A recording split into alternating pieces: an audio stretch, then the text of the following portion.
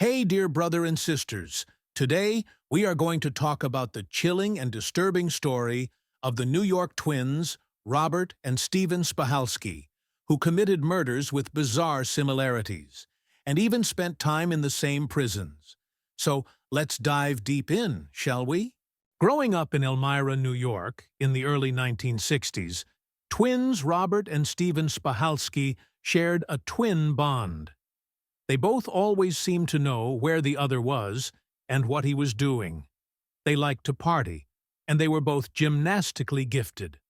They both also grew up to commit brutal murders. Steaphen killed first. In Elmira in 1971, he snuck up behind store owner Ronald Ripley, 48, and hit him over the head with a hammer, then stabbed him to death, according to local newspaper, the Elmira Star-Gazette. He was 17 at the time. Steaphen confessed quickly to the crime once authorities caught up with him. The Star-Gazette noted that the defendant had a twin brother in Chemung County Jail on a parole violation. Ripley allegedly came after him in a homosexual way, and so he killed him. He stabbed him, Reynolds told the paper. In 2005, while serving time on a later parole violation, Steaphen wouldn't discuss his motive with the outlet.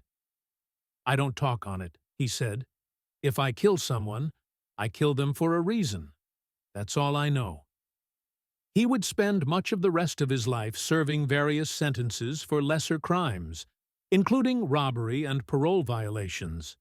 Steaphen's twin brother, in the years following the murder of Ripley, was also in and out of trouble, and various correctional facilities. The twins found themselves in the same prison multiple times, according to the Democrat and Chronicle. Most notably, the Auburn Correctional Facility in 1978. There, one of the twins tried for an elaborate jailbreak, building a hidden compartment in an old U.S. Army truck that inmates were servicing. One of them hid inside when it was leaving the facility, along with another inmate, according to the Democrat and Chronicle. Corrections officials at Auburn didn't know which Sphalski it was, however, and never figured it out. Steaphen insists it was his twin, who ran off as correctional officers caught his fellow would-be escapee. The guards at the time allegedly just clocked the runner as a Sphalski, and threw both in solitary, just to be sure. The second-to-last time Robert Sphalski did prison time would be in 1987, when he was convicted on burglary charges and was thrown into Attica, according to a timeline of the brothers' crimes put together by Radford University psychologists. He was out in 1989. Robert forged some relationships, according to true crime author Michael Benson. He also worked as a hustler and allegedly became addicted to crack. In 1990, he started killing, and he wouldn't stop until he was put away for life. Rochester, New York, worker Moraine Armstrong was found dead in her apartment by police on December 31, 1990.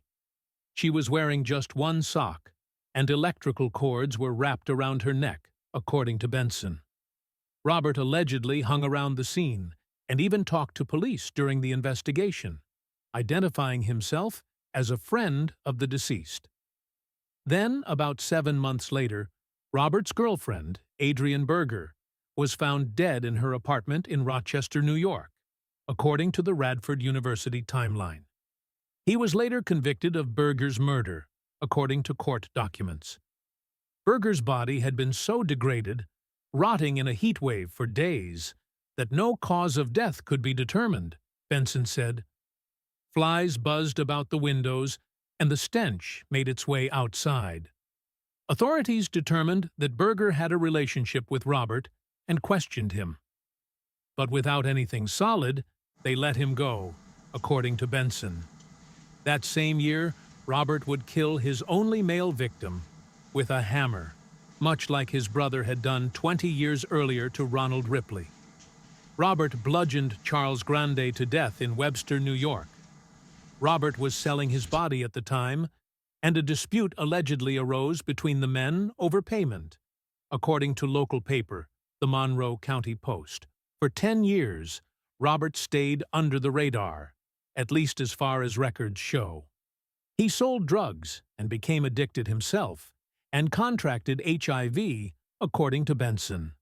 All this while, Steaphen Sphalski was serving a 30-year prison sentence dating back to a 1979 armed robbery conviction, according to Benson. Then, in November 2005, Robert struck again. Benson painted a picture of what happened. Robert smoked too much crack and had a vision of his friend, Vivian Irizarry, turning into a demon that needed to be vanquished. Regret set in after he strangled her, and he bathed her body, then put it in the basement where temperatures were cooler. Robert told Benson that he would visit the body from time to time to cry and apologize. Chillingly, both twins appeared to believe in communing with their victims after death. Steaphen also told the Democrat and Chronicle in 2005 that he spoke with Ronald Ripley after he killed him. The story of the twins is truly mind-blowing, and it sends chills down my spine. I hope you all enjoyed this short documentary of the killer twins. I would suggest you should subscribe so you can get more new documentaries to enjoy. Thanks, bye-bye.